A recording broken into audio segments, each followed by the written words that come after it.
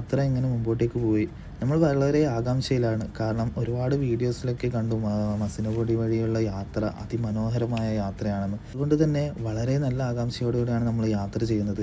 മസിനഗുഡി എത്തിയിട്ടില്ലെങ്കിലും ഈ കാടിലൂടെ പോകുന്ന സമയത്ത്, ഈ ഫോറസ്റ്റിലൂടെ പോകുന്ന സമയത്ത് നമുക്ക് നല്ല ഒരു മനസ്സിനും കണ്ണിന് കുളിർമയേകുന്ന കാഴ്ചയാണ് നമുക്ക് അവിടെ നിന്ന് ലഭിക്കുന്നത്. കാരണം ചുറ്റുപാട് കാടുകളും അതിനിടയിലൂടെ ഡ്രൈവ് ചെയ്യുന്ന സുഖം വേറെ തന്നെ ഒരു സുഖമാണ്. നിങ്ങൾ എന്തായാലും ഒരു തവണയെങ്കിലും പോകണം. കാരണം അത് അത്രയ്ക്കും പറയാനുണ്ട്, നിങ്ങൾ അനുഭവിച്ചറിയാനുണ്ട്.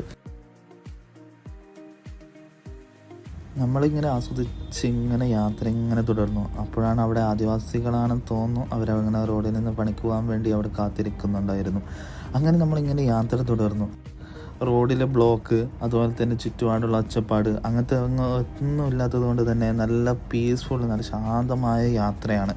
അതുമാത്രമല്ല, നമ്മുടെ കൂടെ കുറേ ആൾക്കാരുണ്ടെങ്കിൽ